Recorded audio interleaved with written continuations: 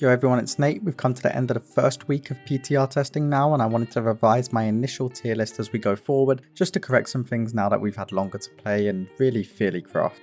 Just like the last one, please keep in mind this is very likely to change. Literally no tuning has happened yet, and there is going to be a ton. So if your spec isn't great or you don't like VDH, don't worry, there is still time.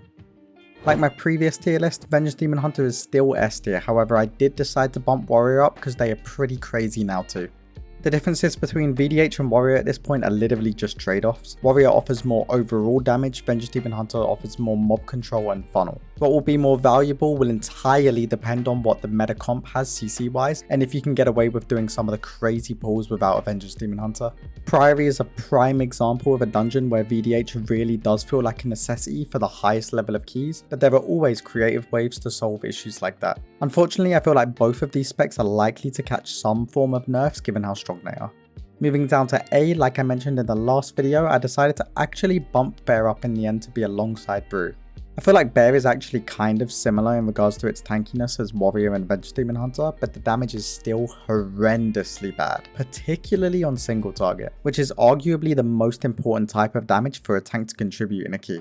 On top of that, I still personally feel that they lack meaningful mob control and utility for the new dungeons. All of that sounds pretty bad, and you're probably wondering why I bumped them up, and it's literally just because of their tankiness, and I feel it was kind of too harsh to be on the same tier as Paladin or Blood DK. As for Brew, it's feeling super strong right now, and honestly the only thing holding them back from S tier in my opinion is their mob control.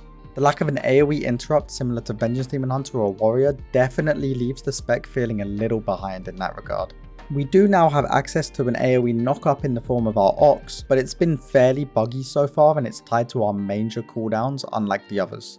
There are two builds floating around at the moment, one that forgoes using Breath of Fire and the talents below it, and then the typical Charred Passions build that we are all fairly familiar with. I personally prefer the Charred Passions build, but I've had equal success with both and I'm sure more cooking is to come. With all that said, unless a physical DPS comp stands out, I really doubt Brew will be meta regardless. Going down to B, you'll notice that I've made a change here, with Blood DK rising up.